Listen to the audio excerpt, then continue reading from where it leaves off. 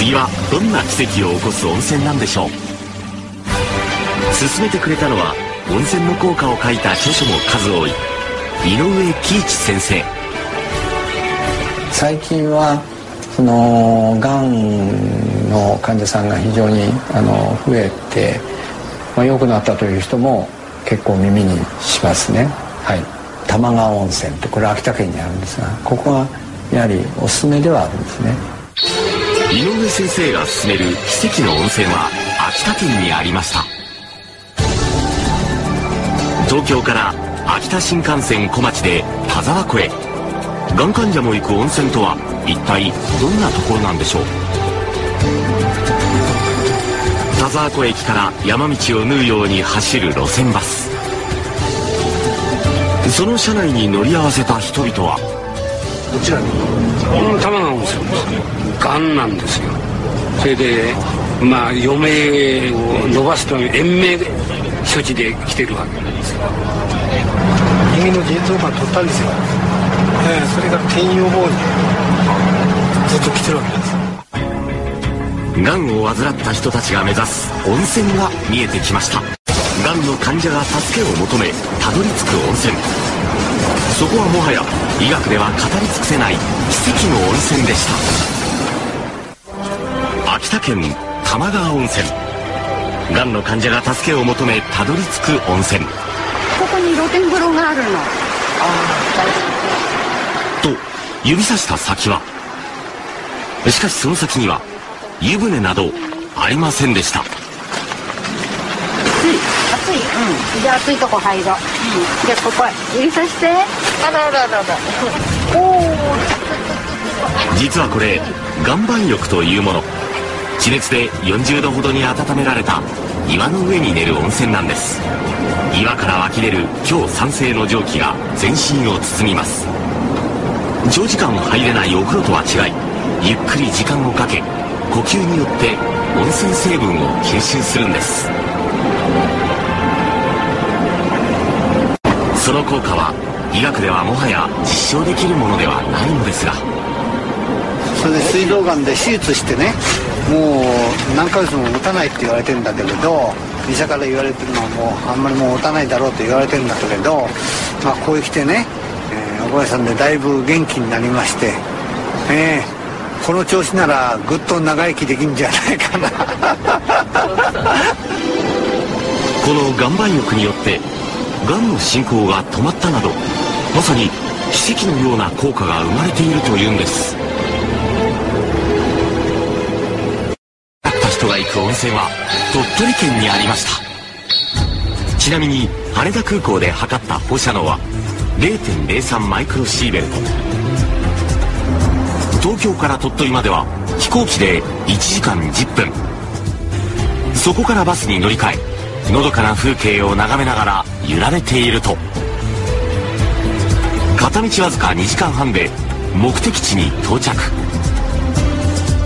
800年の歴史を誇る鳥取県三笹温泉。噂の宿はこちら、老舗の趣漂う旅館梅屋。見た目は普通の宿ですが、ごめんくださ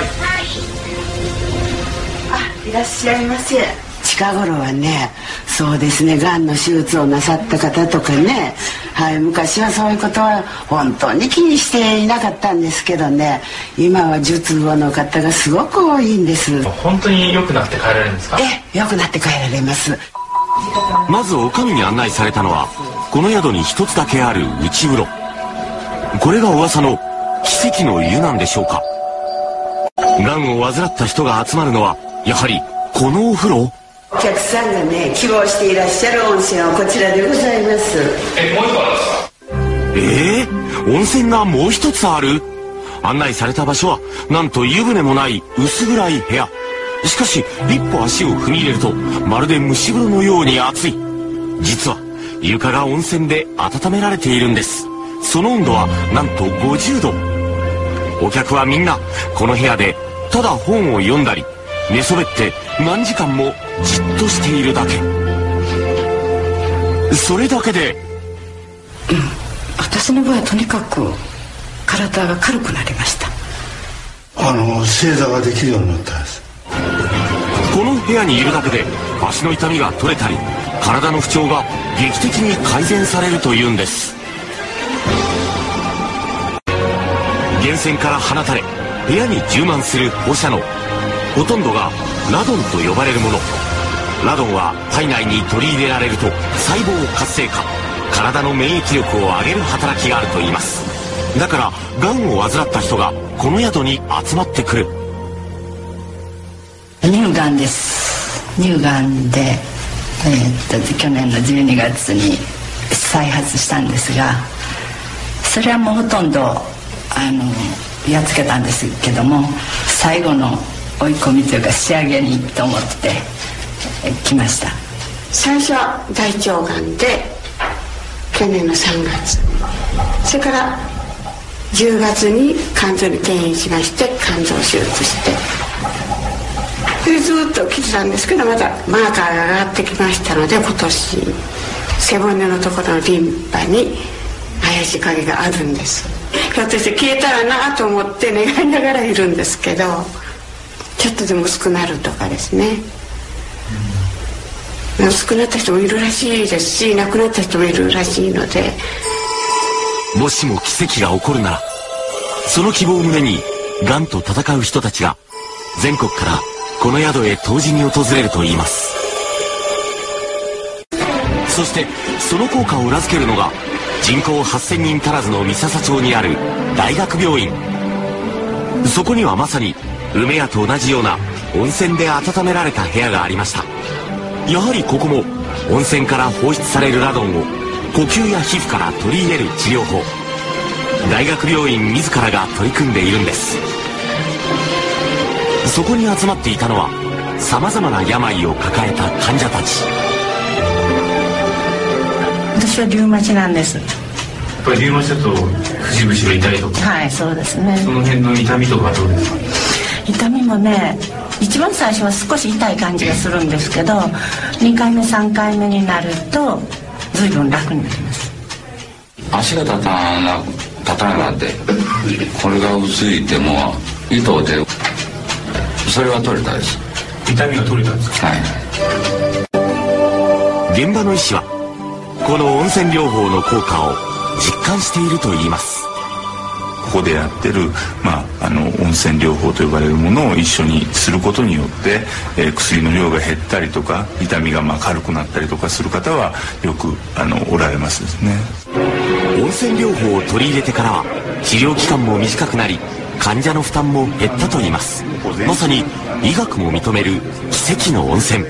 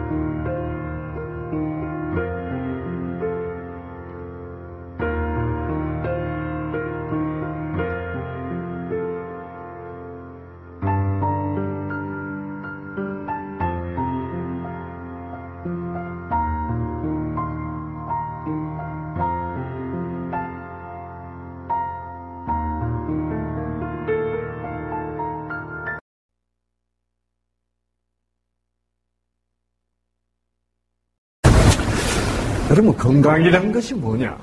첨단 유전자 의학적인 측면에서 지금 현대의학은 약물의학, 무슨 수술의학, 방사선의학에서 지금 옮겨가고 있습니다. 옮겨가면서 어디로 가고 있냐면은 유전자 건강 쪽으로 가고 있습니다. 왜 그러냐? 우리 사람의 몸은 세포들로 구성이 되어 있습니다. 그렇죠? 그러니까 건강이라는 것은 세포의 건강을 의미합니다. 그러면 세포는 어떻게 건강을 유지하느냐? 그거를 저희들이 의과대학 다닐 때도 못 배웠습니다. 이 질병이라는 것은 세포의 기능, 세포의 성능의 변질로 말미암아 질병이 생깁니다. 그런데 왜 세포의 성능이 변화하게 되는지를 우리가 알 수가 없었어요. 그런데 드디어 1990년도에 들어오면서 이 유전자 의학이 발달하면서 세포가 변질되는 것은 세포의 성능이 변질이 돼서 세포가 병이 되는 이유는 그 세포 속에 입력되어 있는 유전자의 변질 때문에 세포가 병이 드는구나 하는 것을 드디어 알게 됐습니다. 그러면 유전자란 게 뭐냐 하면은 여러분 세포가 우리 몸을 구성하는 여러 세포들이 마치 컴퓨터처럼 작동하고 있습니다. 그런데 컴퓨터가 잘 작동하려면 그 컴퓨터 속에 저장되고 입력되어 있는 뭐가 좋아야 돼요? 프로그램이 좋아야 돼요. 네. 유전자는 여러분의 세포라는 컴퓨터 속에 입력되어 있는 프로그램입니다. 그 프로그램이 잘 돌아가야만, 작동을 잘 해야만 여러분 세포들이 작동을 잘 하게 되어 있습니다.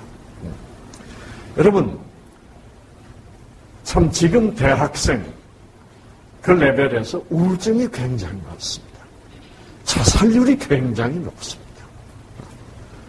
심지어 어떤 통계에 의하면 하루에 45명이 자살한대요. 이 얼마나 심각한 얘기입니까? 그러면 자살을 하게 하는 게 뭡니까? 우울증입니다. 우울증. 먼저 우울증이 찾아와요. 그러면 여러분 우울증이 찾아오면은 자살을 하게 됩니다. 죽고 싶죠. 살기가 싫어지고. 그러면 우울증이라는 것은 왜 오느냐? 그것을 우울증은 마치 우리가 마음의 병 이렇게 생각하지만은 그것도 알고 보면은 유전자의 병입니다. 내 세포라는 세포 속에 입력되어 있는 이 유전자의 변질로 말미암아 우울증이 오는 겁니다. 자, 그러면 여러분, 뇌세포는 무슨 프로그램이 입력이 되어 있냐 하면은 행복 프로그램이 입력이 되어 있습니다. 무슨 기억 프로그램도 있고 여러 가지 프로그램이 있지만은 뇌세포에 입력된 프로그램 중에 제일 중요한 프로그램이 행복 프로그램입니다. 여러분, 우리 남양호 이재숙 씨 노래 들으니까 행복하시죠? 그렇죠? 네, 함성이 나오고 박수가 터지고 야단났습니다. 그렇죠? 행복해. 만약 여러분 뇌세포 속에 행복 물질을 생산해내는 유전자가 없었더라면 이분들이 노래를 아무리 잘해도 여러분 그냥 이러고 있는 거예요. 네.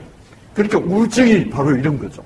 우울증은 행복 물질을 생산하는 뇌세포에 저장되어 있는 행복 물질을 생산하는 유전자가 있는데 그게 뭐예요? 작동을 안 해요. 그러면 행복 물질이 생산되지 않습니다. 그러면 행복을 느낄 수가 없어요. 노래 아무리 잘 시끄러. 네. 이렇게 돼버립니다. 그러니까 우울증도 알고 보니까 행복 물질을 생산해내는 그 행복 물질 중에 제일 유명한 게 뭐예요? 네, 엔돌핀입니다. 그렇죠? 이 엔돌핀을 생산해내는 유전자가 있는데 이 엔돌핀 생산 유전자가 꺼져버려서 작동을 안 하니까 행복 물질이 생산이 되지가 않습니다. 네. 그러니까 엔돌핀이 생산이 안 되니 기쁠 수가 있어야죠. 우울증이란 게 그런 겁니다. 행복 물질 중에는 엔돌핀 말고도 많이 있지만은 제가 시간 관계상 말씀을 드릴 수가 없습니다. 우리의 마음을 그중에 우리의 마음을 또 편안하게 하고 우리의 생각을 긍정적으로 만들어주는 세로토닌이라는 물질을 생산하는 유전자도 있습니다. 이 세로토닌이 생산되지 않으면 사람이 아주 부정적이 돼요. 그리고 짜증을 잘 내고 그 다음에 아주 불안해집니다. 세로토닌이 생산이 잘 돼야만 마음이 편안해집니다.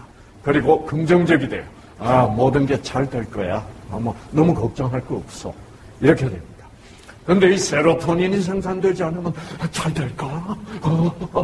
네, 그래서 잠을 못 자고 그런 게 우울증입니다. 결국 우울증이 마음의 병이라고 하지만은 우리의 마음을 지배하는 물질을 생산하는 유전자의 문제가 생겨서 우울증이 생긴 겁니다. 자, 그러면 여러분, 우울증이라는 질병에 걸리지 않기 위해서는 무엇을 잘 관리해야 되겠습니까? 네? 아니, 무엇을 잘 관리해야 되겠습니까? 자, 제가 여기다 그리겠습니다.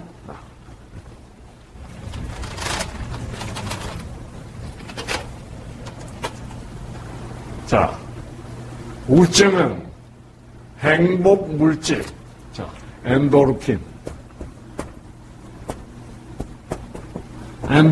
생산이 감소해서 그렇다. 그럼 엔도르핀은 어디서 생산된다? 내 세포에 엔도르핀 생산 유전자가 생산한다. 유전자. 그러면 우울증에 안 걸리려면 뭐를 잘 관리해야 돼요? 유전자죠. 여러분의 건강관리라는 것은 알고 보면은 유전자 관리입니다, 여러분. 네. 건강관리라는 게 여러분은 지금까지 유전자 관리라는 것을 잘 모르고 있습니다. 되게 막연히 건강관리라 그러면 어떻게 생각하고 있습니까? 뭐가 몸에 좋노? 뭐는 간에 좋고, 뭐는 전립선에 좋고, 이런 식입니다. 그것은 아주 구세대 의학의 산물입니다. 첨단 21세기 유전자 의학은 우리 몸을 구성하고 있는 세포들이 건강하기 위해서는 그 세포 속에 입력된 뭐가 작동을 잘해야 된다? 유전자가 작동을 잘해야 된다는 것을 밝혀낸 겁니다. 이것을 우리 의사들도 오랫동안 몰랐습니다. 이것은 드디어 1990년도부터 시작해서 드디어 2003년도에 가서 드디어 이것이 확실하게 확인이 됐습니다. 2003년도에. 그래서 2003년도에 뭐가 만들어졌냐 하면은 유전자 지도라는 것이 만들어졌습니다. 보세요. 그러니까 이게 얼마나 최신 의학입니까? 2003년 가지고 무슨 지도? 네, 게놈 지도인데 게놈 지도는 아닙니다. 게놈이란 말은 영어로 유전자를 좀 유식하게 얘기하면 게놈입니다. 혹은 지놈 그렇게도 합니다. 자, 인간 유전자 지도가 사실상 완성이 됐다. 이겁니다. 유전자 지도란 건 뭐냐고 하면은 여러분 우리 몸을 구성하는 세포 속에는 여러 가지 프로그램이 있습니다. 행복물질 생산 유전자가 작동을 하지 않으면 우울증, 정신분열증, 여러 가지 정신병에 걸립니다. 또 여러분의 위장세포에 입력되어 있는 소화물질을 생산하는 유전자가 작동을 안 하면 소화물질이 생산되지 않으므로 무슨 병에 걸려요? 소화불량. 암은 여러분 왜 암 환자가 이렇게 많은지 아십니까? 여러분 지금 통계에 의하면 한국 국민의 3명 중에 1명이 죽기 전에 암에 걸릴 확률 아닙니까? 여러분 3명 중에 1명. 하나, 둘, 셋. 누구일까요? 기분 나쁘지 않습니까? 그렇죠? 근데 여러분, 이 암도 유전자 문제입니다. 유전자의 관리를 잘 하는 사람은 암에 안 걸립니다. 아시겠어요? 옛날엔 이걸 몰랐어요. 그럼 무슨 유전자의 관리란 말이냐? 최근에 과학자들이 발견한 이 놀라운 의학적인 사실이 뭐냐고 하면은 암 환자들만 그 사람들의 몸에서 암세포가 생기는 줄로 알았는데 그게 아니에요, 여러분. 이 세상에 살고 있는 모든 사람의 몸에서 암세포가 매일 생기고 있다는 놀라운 사실입니다. 그러면 왜 모든 사람이 암 환자가 되어야 될 거 아닙니까? 그렇죠? 근데 암 환자가 안 되지 않습니까? 다 암 환자가 되지 않잖아요. 왜 그래? 운이 좋아서요? 천만의 말씀입니다. 유전자의 작동 때문에 그렇습니다. 네. 자, 여기 잠깐 보여드릴게요. 암세포가 어떻게 생겼는지. 네. 자, 이게 암세포입니다. 암세포. 좀 흉측하죠? 지금 이 암세포를 죽이기 위해서 포위한 T세포라는 아주 귀중한 우리 몸 속에 있는 면역세포라는 세포가 지금 포위했습니다. 이 T세포 속에는 암세포를 죽이는 자연항암제라는 물질을 생산해내는 유전자가 입력이 되어 있습니다. 참 놀랍지 않습니까? 옛날에 제가 이거다 댕길 때만 해도 이런 건 몰랐습니다. 이런 T세포란 것이 존재하는지도 몰랐습니다. 근데 저 세포를 연구를 해보니까 저 세포 안에 암세포를 죽이는 자연항암제라는 물질을 생산해서 암세포에 뿌려주면은 이렇게 암세포가 죽어버립니다. 이 동글동글하던 T세포가 그 속에 들어있는 자연항암제 유전자가 작동을 하면 이 T세포, 동글동글한 T세포 모양이 이렇게 길쭉넓적하게 변하면서 자연항암제를 착착 뿌려줍니다. 암세포를 향해 뿌려주면 본래 이렇게 생겼던 암세포가 이렇게 폭삭 주저앉아서 죽어버리고 나중에는 이렇게 찌꺼기밖에 안 남습니다. 참 놀라운 일 아닙니까, 여러분? 네. 이런 현상이 여러분 몸 안에서 매일 매순간 일어나고 있으면 여러분은 절대로 세 사람 중에 한 사람이 안 됩니다. 아시겠습니까? 그래서 여러분, 암에 걸려도 암에 걸린 이유를 먼저 원인을 알면은 날 수 있습니다. 여러분, 손자병법에 뭐라는 말이 있습니까? 적을 알고 나를 알면 백전백승이다. 네. 근데 지금 현재 제가 배운 현대의학은 적을 몰라요. 저기 암이란 게 도대체 왜 생겼는지, 우울증이 뭐예요? 왜 생겼는지를 그 원인을 얘기를 해주지를 뭐예요? 않는 거예요. 그 원인이 어디 있다고요? 원인이 유전자에 있다는 것입니다. 네. 그래서 유전자 지도라는 말은 무엇이냐 하면은 유전자 지도는 어떤 병은 어떤 유전자의 변질로 생기는가를 보여주는 것을 유전자 지도라고 합니다. 그럼 왜 그걸 지도라고 하느냐 하면은 여러분의 컴퓨터에 입력되어 있는 여러 파일이나 프로그램도 뭐가 있습니까? 위치가 있잖아요. 그렇죠?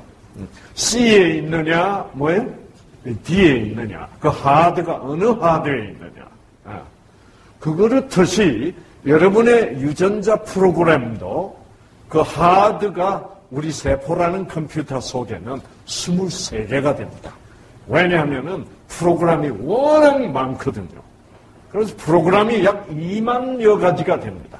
그래서 그 2만여 가지의 프로그램을 23개 하드에 나누어서 저장하고 있습니다. 그 23개 하드를 뭐라고 부르게? 염색체라고 부릅니다. 그러면 우리가 잠깐 세포라는 컴퓨터를 잠깐 구경하고 염색체를 보아야죠. 그렇죠? 염색체를 보아야만 아셔야만 이 유전자 지도를 이해할 수 있습니다. 자, 이게 세포라는 컴퓨터죠. 세포막, 이 세포 핵을 열어보면 여기에 23개 하드, 곧 23개 염색체를 볼 수 있습니다. 염색체는 이렇게 생겼습니다. 그래서 이 1번 염색체의 맨 꼭대기 여기에 이 위치에는 무슨 유전자가 있을까? 네. 혹은 이 밑바닥에는 무슨 유전자가 있을까? 이 중간쯤에는 무슨 유전자가 있을까? 그러니까 유전자들이 다 염색체상에 뭐가 있습니까? 위치를 가지고 있죠. 그럼 예를 들어서 유방암에 걸린 사람은 몇 번째 염색체, 어디에 위치하는 유전자가 변질됐을까? 이런 것을 보여주는 것을 유전자 지도라고 그럽니다.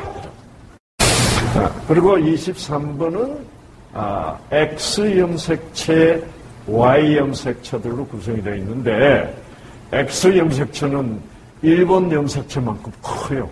이 X 염색체는 여러 가지 중요한 프로그램들이 쫙 다 입력이 되어 있습니다.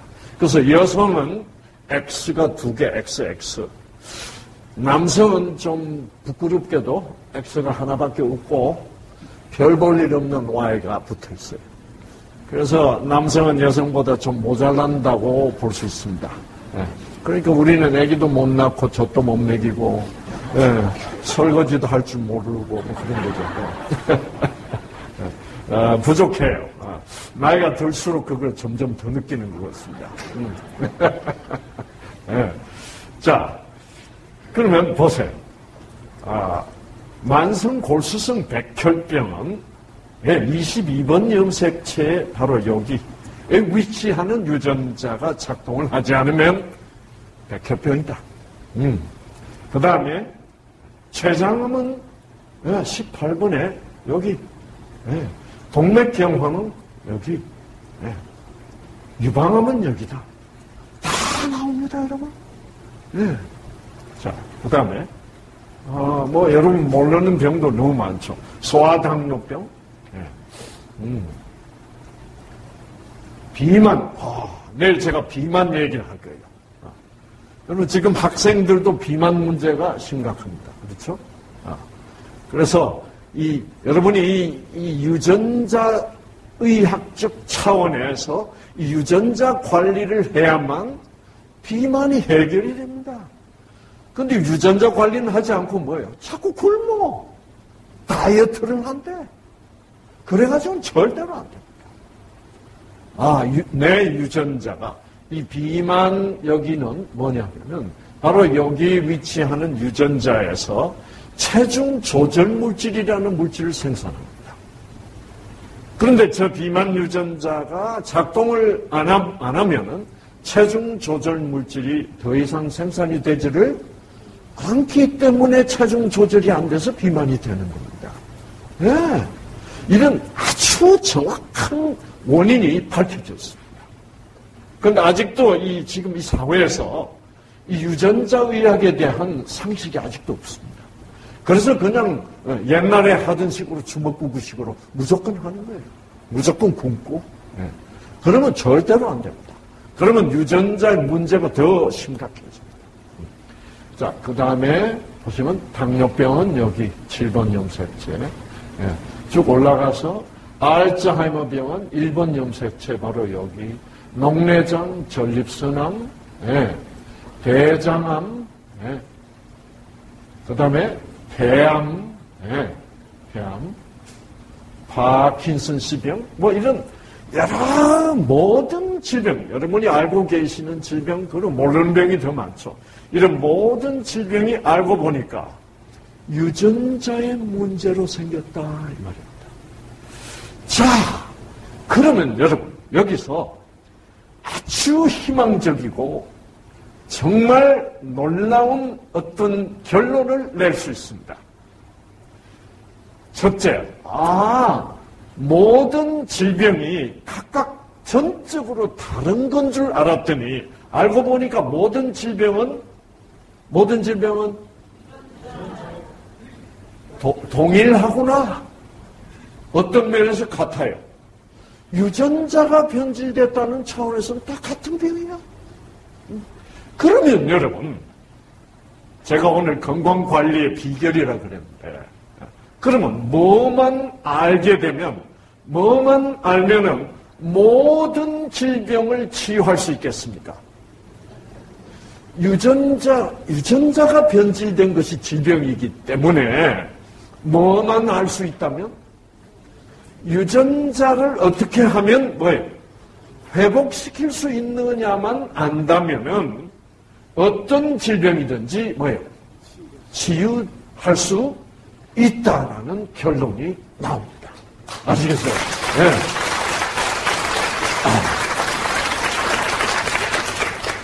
아니, 제가 그 얘기를 했는데 왜 박수를 치시죠?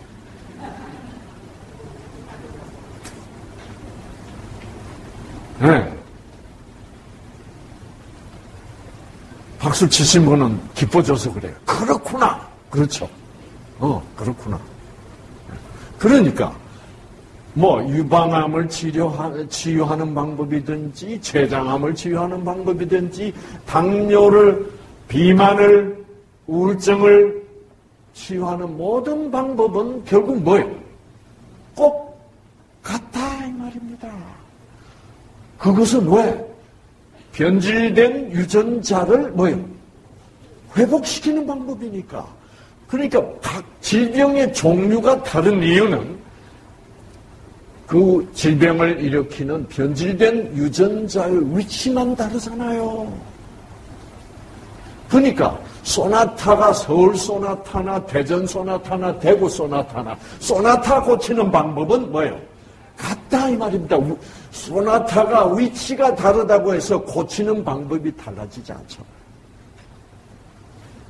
이 놀라운 얘기입니다. 지금 이 유전자의학이 이렇게 밝혀져서 이러한 사실이 밝혀지면서 현대의학이 좀 주춤하고 있습니다. 왜요? 왜 주춤할까요? 질병을 치유하는 방법이 너무 뭐예요? 단순해질 가능성이. 이 단순해지면 문제가 심각해집니다. 박수. 네. 이 현대의학은 지금 말없이 고민하고 있습니다. 아시겠어요? 사람은 세포덩어리이기 때문에 세포가 변하면 사람이 변합니다. 그렇죠? 근데 세포가 변하려면 뭐가 변해야 됩니까? 유전자가 변하면 세포가 변합니다. 자, 그러면 유전자 관리를 어떻게 해야 될까요? 왜 유전자의 변화가 일어났을까요? 변질된 유전자를 어떻게 하면은 정상으로 회복시킬 수 있을까요? 왜 이런 분들이 암에 걸려서 이제는 절망 상태, 병원에서 아무리 치료해도 효과가 없었는데 다시 유전자가 어떻게 됐어요? T세포 속에 자연항암제를 생산하는 유전자가 꺼져버려서 암 환자가 됐다는 것을 알고 그렇지. 과연 내가 유전자를 끌 수밖에 없는 삶을 이때까지 뭐예요? 살았구나. 네. 그걸 깨달아야 돼요. 그러나 지금 제가 배운 현대의학은 그런 데 대해서 얘기를 안 하죠. 당신은 변하지 않아도 되니까 우리가 알아서 뭐예요? 떼낼 거 떼내고 방사선 쪼서 태울 거 태우고 약 줘서 죽일 거 죽이면 됩니다. 자, 그래서 치료 잘 됐습니다. 완전히 환자 입장에서는 뭐예요? 피동적이죠. 알아서 해주세요. 돈 드릴 테니까요. 이런 입장 아닙니까? 제가 이런 일을, 건강에 대해서 이런 일을 하게 된 이유가, 근본적인 이유가 바로 그런 치료가 아무런 의미가 없다는 겁니다. 왜냐하면 암을 완벽하게 치유시키려면 어떻게 해줘야 됩니까? 꺼진 유전자를 어떻게 해요? 켜줘야 하면 되는데 이거는 유전자 켤 생각은 하지도 뭐예요? 않고 유전자 꺼졌다는 사실도 알려주지도 뭐예요? 않고 막 암세포만 막 죽이는 거예요. 그런데 암세포 죽이는 과정에서 T세포들이 더 망가집니다. 그러니까 일단 치료가 된 것 같지만은 6개월, 1년 지나면 어떻게 됩니까? 재발입니다, 여러분. 그것은 재발될 수밖에 없는 치료를 하고 있기 때문에 그렇습니다. 그래서 여러분이 이 유전자에 대한 근본적인 상식을 가지게 되시면은 여러분 근본적인 치유를 할 수가 있습니다. 아시겠어요? 그러면 유전자 변질은 왜 생겼을까? 옛날에는 유전자 변질이 나이 때문에 생기는 줄 알았습니다. 여러분, 나이가 점점 먹어갈수록 유전자의 변질이 되는 것이 더 어렵겠습니까? 더 쉽겠습니까? 여러분, 나이가 너무 들어서, 예를 들어서 너무 늦게 결혼했다. 39, 40에 결혼했다. 그러면 어떤 아기를 낳을 가능성이 더 높아져요? 기형아가 나올 가능성이 더 많습니다. 기형아가 나올 가능성이 더 많다는 말은 뭐가 변질되어 있을 가능성이 더 많다? 유전자입니다. 예, 나이가 먹어갈수록 유전자 변질은 더 쉽게 됩니다. 근데 나이가 안 먹어도 유전자 변질이 돼서 이런 병들이 생긴다. 그럼 왜 그럴까? 나이보다도 유전자 변질에 더 확실한 영향을 미치는 요소는 무엇일까? 무엇이겠습니까?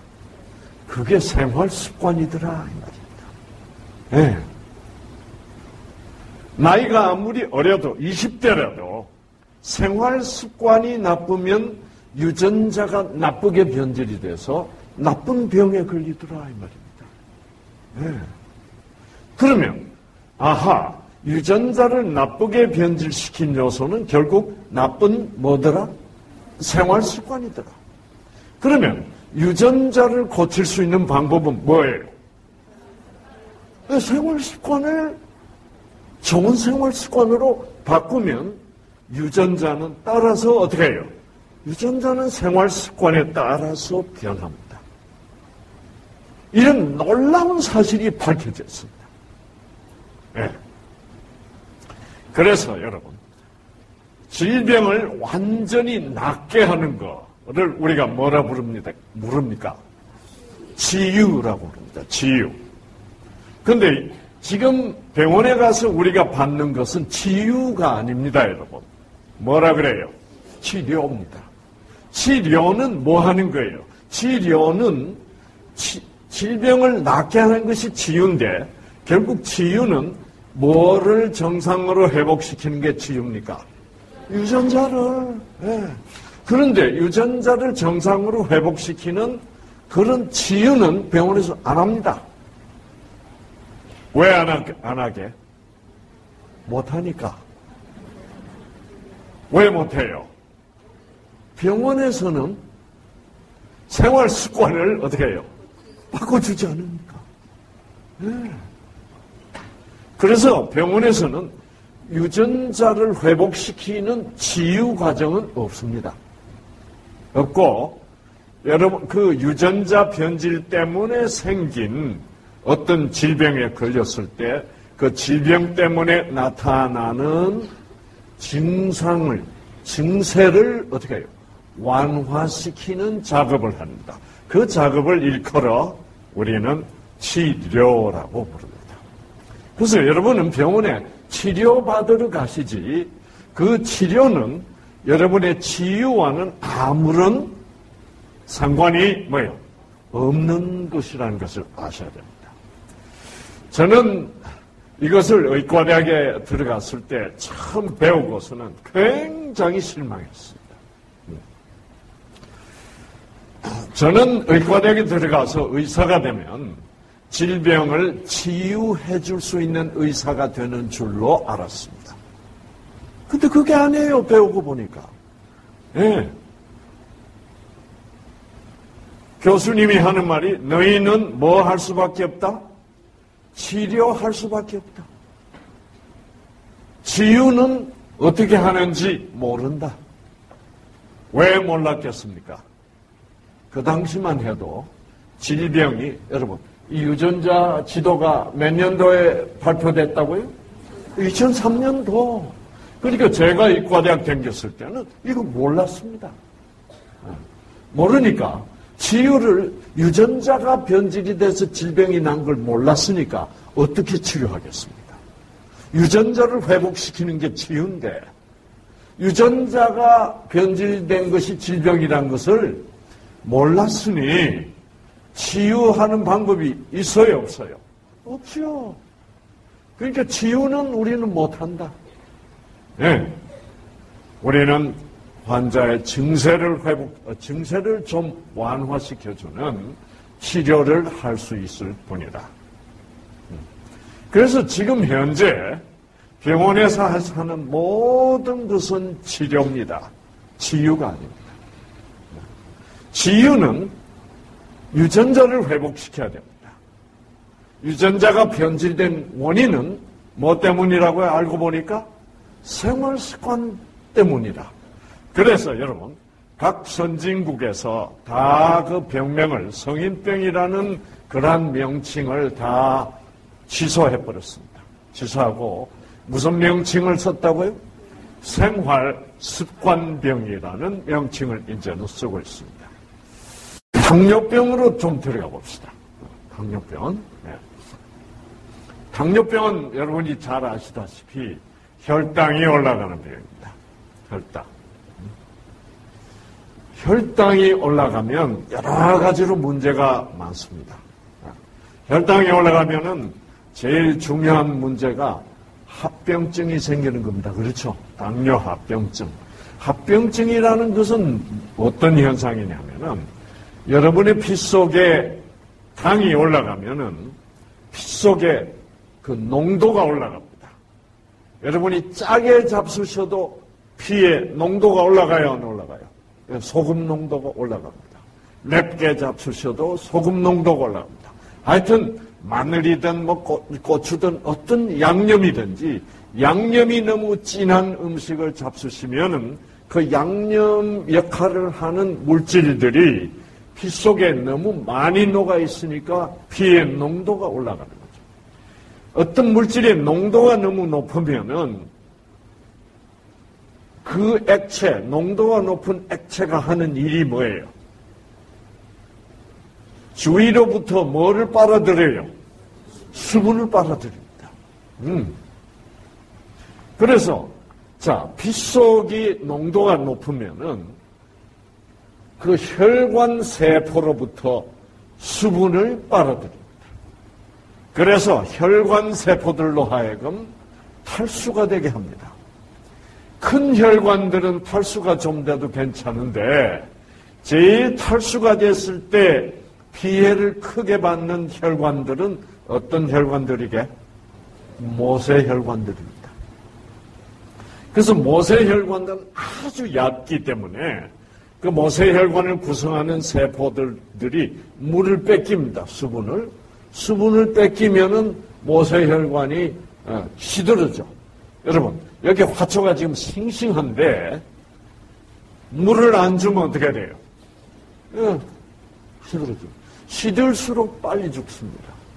그래서 모세혈관을 구성하는 혈관 세포들도 시들수록 세포가 빨리 죽어요. 그래서 모세혈관이 빨리빨리 파괴가 돼요. 그래서 눈의 모세혈관이 손상됐을 때는 눈의 합병증이 오는 겁니다. 콩팥의 모세혈관이 파괴됐을 때는 콩팥의 합병증이 오는 겁니다. 그래서 이 혈당이 피 속의 당분이 정도 이상으로 높아서 너무 농도가 올라가는 것을 우리 몸은 아주 두려워하기 때문에 계속 이 혈당이 올라갈수록 당을 피 속의 농도를 낮추기 위해서 당을 어떻게 해요? 소변으로 내보냅니다. 소변으로 내보내니까 물도 많이 빠져나가죠. 그렇죠? 그러니까 이제 소변을 자주 보는데 그래서 이 소변을 자주 내보내서 우리가 물도 같이 빠져나가니까 당뇨병에 걸리면 자꾸 뭐예요? 자꾸 물을 마시게 되는 겁니다. 근데 참 재미있는 현상은 피 속에 당분이 높은데 자꾸 어떤 음식이 땡겨요? 단 게 땡겨죠. 그거 왜 그럴까요? 당뇨병 환자가 되면 피 속에는 당이 높아져요. 높아지는데 피 속에는 당이 참 많은데 근데 자꾸 단 게 막 땡겨요. 그거 왜 그럴까요? 그게 참 중요한 얘기입니다. 자, 보시면은 여기 이제 세포가 있다. 세포가 있고 이게 세포핵이다. 세포핵 속에 염색체가 있고 염색체 속에 이렇게 여러 종류의 유전자들이 입력이 되어 있다. 그런데 여기에 미토콘드리아라는 여러분 여기 세포를 보면 미토콘드리아라는 구조가 있습니다. 자, 여기에 미토콘드리아예요. 이 미토콘드리아는 무슨 역할을 하냐면은 엔진 역할을 합니다. 엔진. 여러분의 자동차의 엔진은 뭐 하는데요? 휘발유, 연료가 엔진으로 들어가서 그 연료가 어떻게 돼야 돼요? 타야 됩니다. 연료가 연소가 되면 거기서 에너지가 나와요. 그렇죠? 그래서 여러분의 세포 속에 이 미토콘드리아 속으로 연료가 들어가야 됩니다. 그래야 우리가 힘이 나요. 그 연료가 뭐냐 하면 당분입니다. 그래서 당분이라는 것은 사실 우리 몸에 굉장히 중요한 겁니다. 그래서 이 미토콘드리아가 이 세포는 지금 몇 개 있어요? 8개 있어요. 8개 있을 때 저런 것을 8개 있는 사람은 팔기통 사람이에요. 8기통쯤 되면 괜찮아요. 그렇죠? 힘이 좋아요. 좋은데 맨날 피곤하다는 사람 있죠? 아이고 기분 없다. 아이고, 좀 타고 가자. 쉬었다 가자. 맨날 이런 사람 있잖아요. 기운이 없는 사람. 이런 사람들은 사기통들입니다. 네. 그래서 기운 없으니까 이 사기통인 줄 모르고 맨날 뭘 먹으면 기운이 날까? 아무리 먹어보세요. 사기통들은 결국 사기통 힘밖에 안 나요. 즉 힘이 얼마나 나느냐 하는 것은 무엇을 먹느냐가 문제가 아니라 여러분의 미토콘드리아가 숫자가 많으냐 적으냐에 따라서 여러분의 에너지 레벨이 결정되는 거예요. 그 몰랐죠? 그렇죠? 그래서 여러분이 이 미토콘드리아 숫자가 많아지면은 이 당분을 피 속에 있는 당분을 잘 태워가지고, 잘 태워가지고 항상 에너지를 충분히 생산하기 때문에 항상 피곤하지 않고 힘이 납니다. 그래서 여러분이 이 힘 있는 사람, 피곤하지 않으려면 어떤 사람이 돼야 돼요? 미토콘드리아 숫자가 많은 대충 8기통 정도는 돼야 됩니다. 알겠어요? 자, 그러면 8기통이 어떻게 될까? 두고 보십시다. 그래서 이제 이 피 속에 있는, 이건 세포고, 세포 바깥이 이제 혈액입니다. 피 속에 이런 당분이 많다. 당분을 까만 점이야. 당분. 그래서 이 당분이 세포막을 통해서 이 미토콘드리아 속으로 들어가야 됩니다. 뭐 하러 들어가요? 연소되기 위하여. 연소돼서 뭘 생산하기 위하여? 에너지를 생산하기 위하여. 자, 그런데 연소되기 위해서는 여러분, 저 당분이 타기 위해서는 뭐가 있어야 탑니까? 산소가 공급돼야 타죠. 그렇죠? 그래서 여러분이 계속 쉬지 않고 숨을 쉬는 이유는 뭐예요? 당분 태우려고 숨 쉬는 거예요. 그 당분 못 태우게 숨 못 쉬게 하면 어떻게 돼요? 당분 안 타요. 안 타면 에너지가 떨어져요. 그래서 완전히 떨어지면 어떻게 돼요? 죽어요. 5분 만에 죽어요. 그래서 여러분이 숨을 쉰다는 게 이게 굉장히 중요하죠. 그래서 이 숨 쉰다는 것은 이 미토콘드리아 속으로 산소를 공급해서 당분을 태우기 위해서 숨을 쉬고 있는 겁니다. 여러분들이 최첨단, 여러분의 그 생각의 습관, 마음의 습관, 이것을 잘 긍정적으로 키우시면서 뜻있는 삶을 사시면서 여러분 유전자들이 다 회복되는 놀라운 체험을 하게 되시기를 바랍니다. 감사합니다. 長寿の遺伝子、あるいは健康の遺伝子っていうのがあるわけですね。そういう遺伝子は普段寝てるんですけども、生活習慣、特に食べ物によって、目を覚ますということが分かってきています。ですから遺伝子栄養というのは病気の遺伝子は目を覚まさないように、健康の遺伝子は目を覚ますように、そういうことをやる、栄養学というふうに考えてもらえばいいんじゃないかと思います。